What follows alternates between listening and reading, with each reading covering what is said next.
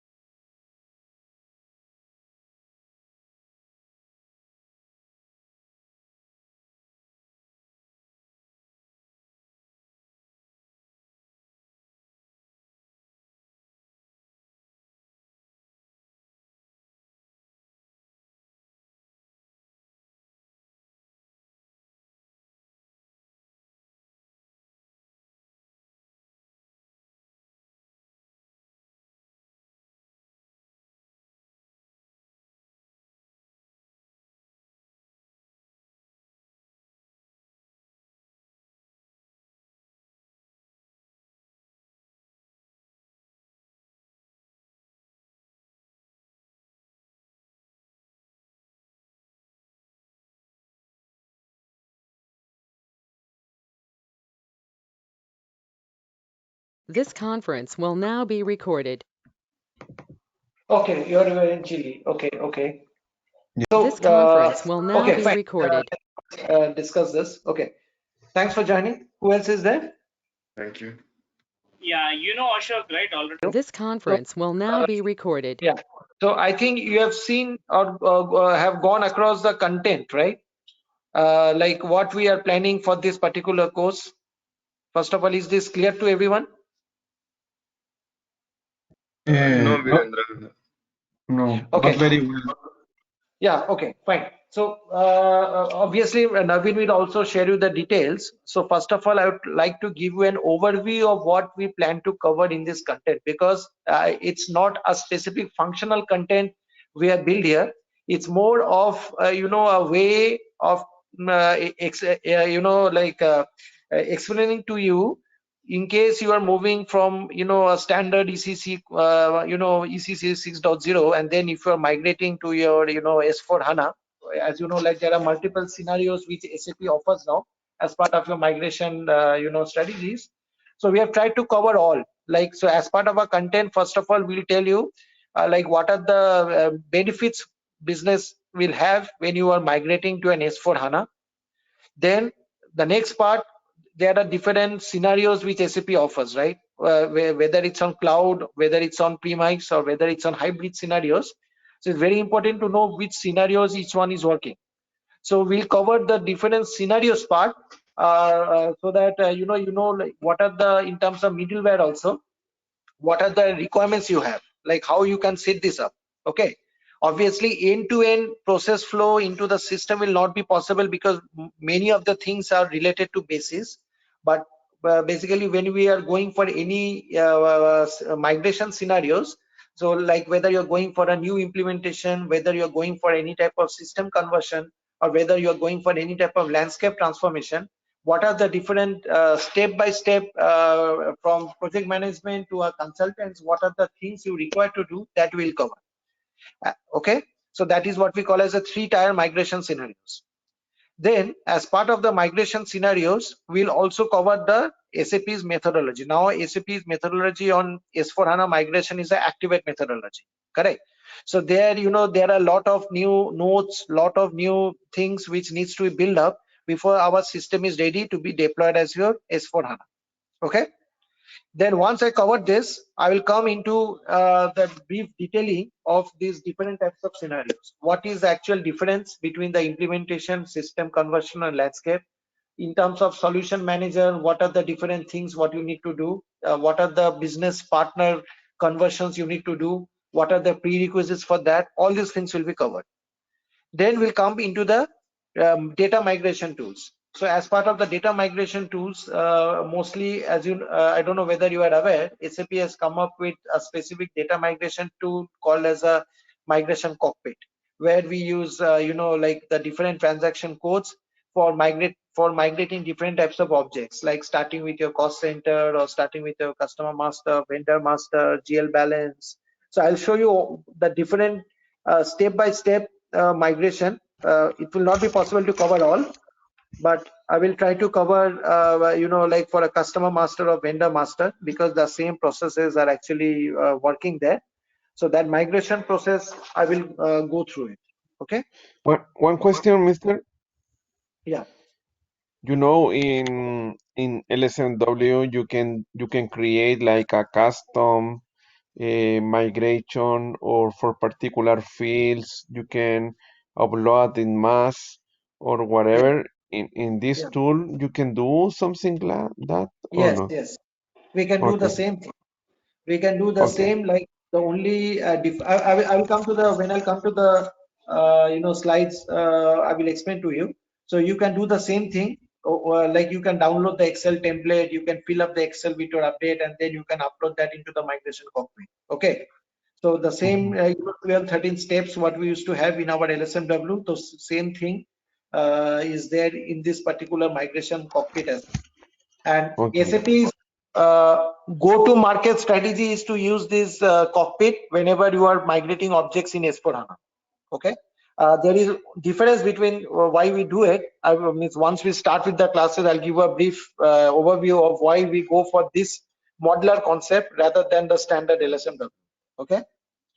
And Okay. finally, once this migration is done, I will also cover a little bit of the project management perspective, like what are the different phases of your methodology, what you do. Okay, see, basically when you are working on cloud, we use the cloud connector. When you are, or we use the CPI connector, right? The CPI platform, cloud platform integration. When you are Right. working on premise, you actually don't require too much of that. Maybe Ashok, you also know, because in our TM part, we generally did not use such type of connectors and all. Okay, it's a standard on premise content. And Mhm. also, I will tell you what are the other middlewares which you have. Like apart from CPI, we are also using how you integrate, or how we integrate your cloud system with your on-premise system. That is very important, Mhm. because SAP's future roadmap is on cloud.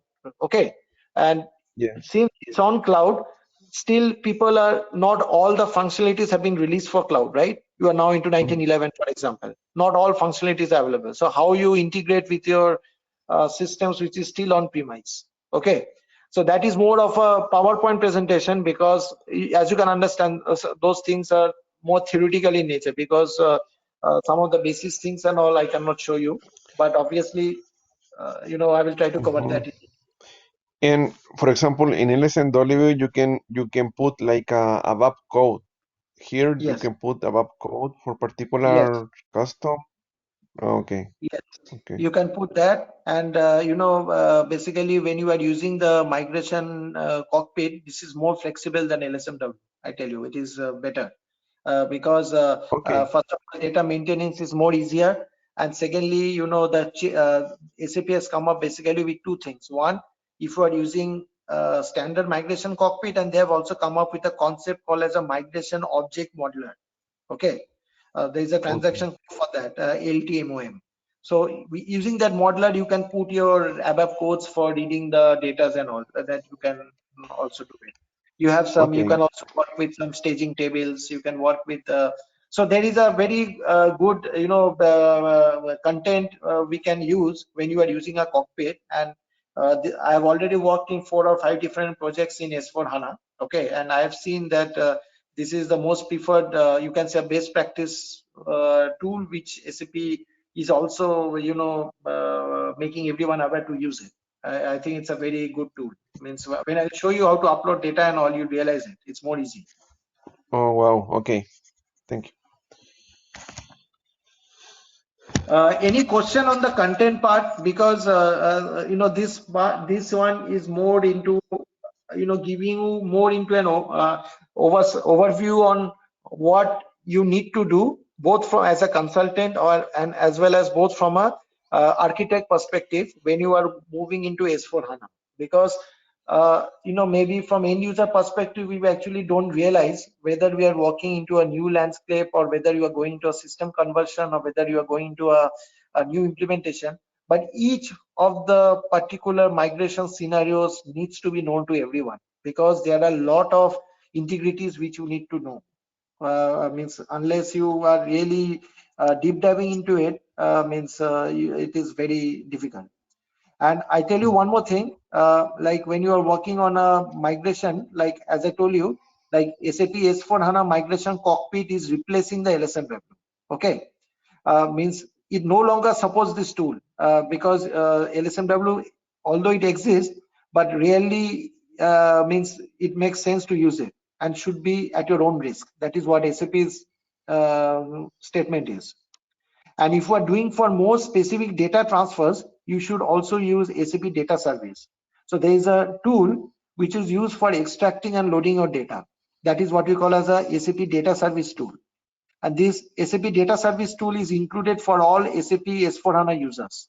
That means if you are having a HANA license, you can use that data service, and it will help you to load the data directly through it. So means modifying data, improving data, data cleansing, everything will be done. So this data service, another important tool which we can use it. Obviously, this requires more technical effort, because like cleansing data and all those stuff requires technical step. Okay. Okay. And I will also lastly, for every implementation process, I will send you a detailed checklist. Detailed checklist means whether your migration has occurred successfully. Everything can be done only once you put a check mark against the checklist, which is very important. Okay, so I will send you the checklist. Checklist maybe, for example, it will be based on your server sizing. It will be based on the different types of nodes which you have implemented, different types of functionalities or transaction codes which is implementing. Check how can you check the result if your S4 HANA is migrated properly. What are the data configuration you have to do? What are the different types of test method you have to do? So these are called as a checklist. Okay, so that checklist part also, I will show you. And there are also, I will go through the standard reports. There are a lot of reports which you need to implement through the OSS notes either, or you can get it in your latest patch also. So those reports actually is very important. Like for example, if you want to check any custom code, if you have to adjust your source system, there is a report. If you have to carry out the conversion, there is a report. Also there is a, when you are migrating the database to S4 HANA, there is a SOOM report which you can run to check if the migration is successful or not. So all these things we'll discuss all in details in the content. So let me know if I happen to miss anything, because this is a very predefined content which, based on my experience, I'll be sharing whatever integrities I have, information I will share it with you. including the Mhm. all the OSS node numbers and all. You'll get the details of all the OSS nodes because that is very important for this migration paths to be followed. Mhm. Is there Okay. any specific topic I'm missing out you want to know?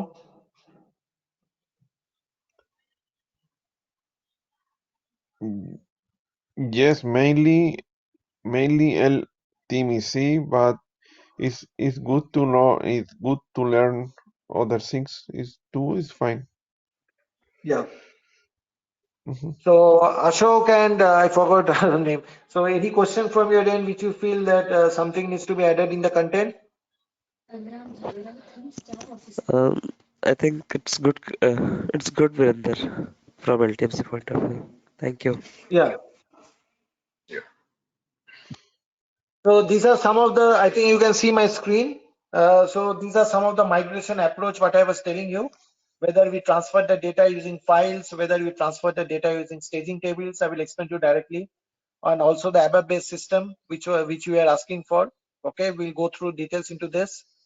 And as I told you, like some of the features have come recently in 1811, means if you're into the cloud version, you can get it in the 1811 as well. Okay, or some of the features are already there as part of your on-premise. So we'll discuss all those in details. And this is some of the important feature, the convert values. Okay, like I just took some screenshots where we can see like the system will, if you want to skip certain steps and directly go into the execution step, you can do it. So this is part of your LTMC only, the data migration cockpit one. Okay. So it is very easy. Means easy in terms of like LSMW. I always feel that somehow it was not so much structured. But if you when you go into this particular thing like in this data modeler bench and data migration cockpit, you will see it is very much flexible. Yes, And but this, for example, yeah, standard objects, they are very good, but maybe if sometimes we have custom objects yeah. or it's not in a standard, that is good to learn too. Yes, you can also do with custom objects also. Okay, so that's the beauty of that. Like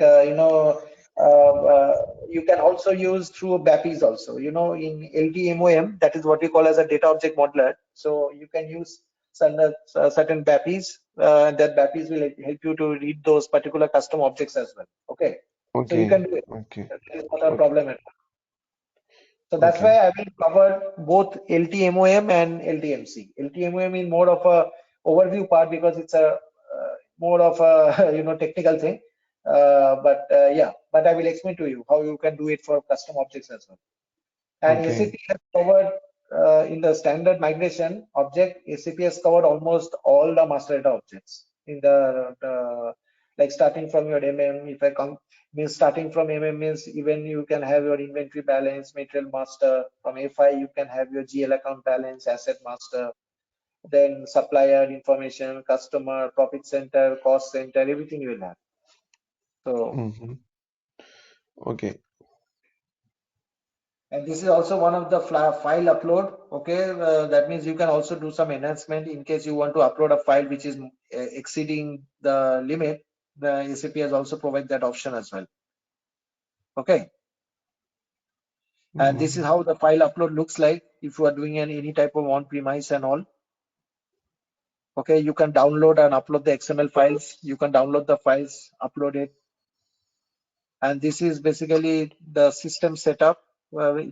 Actually, it's very important to know in which system you are doing the migration cockpit. Okay, in which system you are running the the data migration. Okay, so but at which point of time you should do it, that is also another important thing, because you need to have all your data in place before you actually run it. So if you see this, the first part is that you need to select the database connection for your migration project. The second part is that you need to, in case you have a staging table, then your staging table creation needs to be done. Third part is you need to extract the data and fill the staging tables. Fourth part, you need to do a read access, and then you need to, in case you have some APIs which can update the information that is done, and finally you have a status update. So this is more of one of the ways in which you can do it. Okay, but LTMC is very much a flexible one. And this is we'll also cover how you do your data migration in case you are in cloud. Okay, so for that, we have a specific communication tool management for that. So which we call as a ODBC. So for that you can also use the SAP S/4HANA migration cockpit, but for that there are some prerequisites which you need to follow. But it can also be possible using your cloud connector as well, if you are into a cloud solution. Okay. And these are some of the objects which you have. So if you are into SAP S/4HANA on-premise solution, currently just given some actual numbers, 68 objects are there as compared to 88 objects in SAP S/4HANA if you are on the cloud solution. So there are so many objects which you can find out. Okay, and this objects number gradually goes on increasing based on the every on-premise or on cloud release which SAP does. Okay. And directly this is one of the this one, like once you complete your particular migration, this is how your system will look like. You will have migration progress. If it is 100%, that means your entire migration is done, and you can see the number of tasks being completed, the whether any action is required, and what is the migration object. In case, like for example, if you see there is a cost center part, so in the cost center part, if you see here, that means there is a failure. That means around 24 errors is 24%. So that means the action will not be no action, but rather it will be migrate. That means you need to now go and deep dive why those 24 objects or 24% has failed. Okay, so you have a very good status update also, how many has passed through, how many has not passed through, and if any action is required. Okay. Good. Very good. Yeah. So this is what we intend to cover, and the number of hours which we will take care is between 15 to 18 hours here. Okay, so that means if we cover 4 hours per week, that means within 1 month we'll complete it. Okay, and then the system details and all, obviously Naveen will share it with you, and in case all the PPTs which I will prepare will be shared with you. You will also have the recorded files with you. Yeah, I think Mr. that is. Could you share the could you show the course content in the second slides? That Naveen will share with you. I have not, unfortunately, I did not take a screenshot here. Okay, because so Naveen, can you share the course content? Naveen, are you there? Okay, Naveen is on mute, I think. Okay, I will ask Naveen to immediately share you the course content. But course content is what I told you. That is the same course content Naveen will share. Yeah, yes, you say. Yeah, right. Yeah. Okay. Very good, very good. I like this course. Okay. So, any other question? Because I don't have anything much to show you today, because directly it is the course I can start with. Okay. Yes. One question, when you say if you can extract from a third-party system, you need to pass by SAP PO or directly? No, see, there are different ways. For third party, you can use a PIPO. If you are in cloud, then you have to use it through your CPI.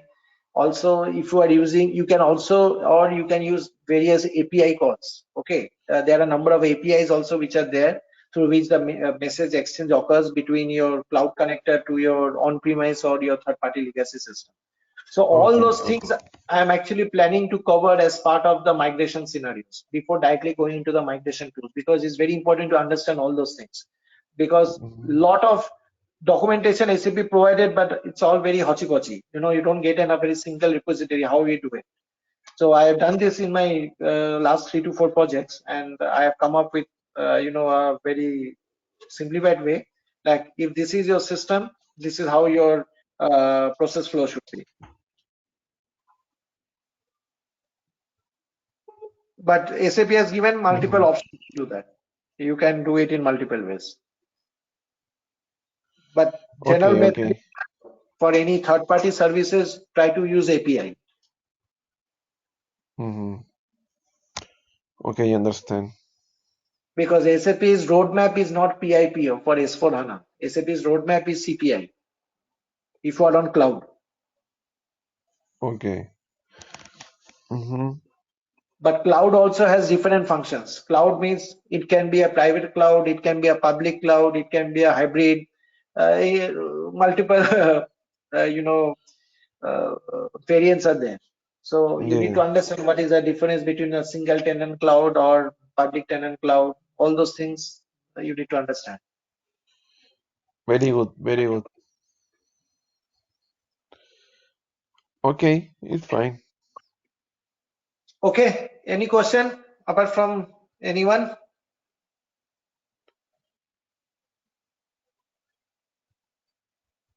For my side, no. So Virendra, this is a weekend class, otherwise it's like 4 days a week. See, I am open to any classes. Only thing is that you guys need to discuss with Naveen. Okay. Okay, because it will be a 1 month class, so we do it in both weekdays. Weekdays means it will be like around 6 p.m. CET. Okay, and if it is in a weekend, then we can do it in the morning or in the evening this time also. Okay.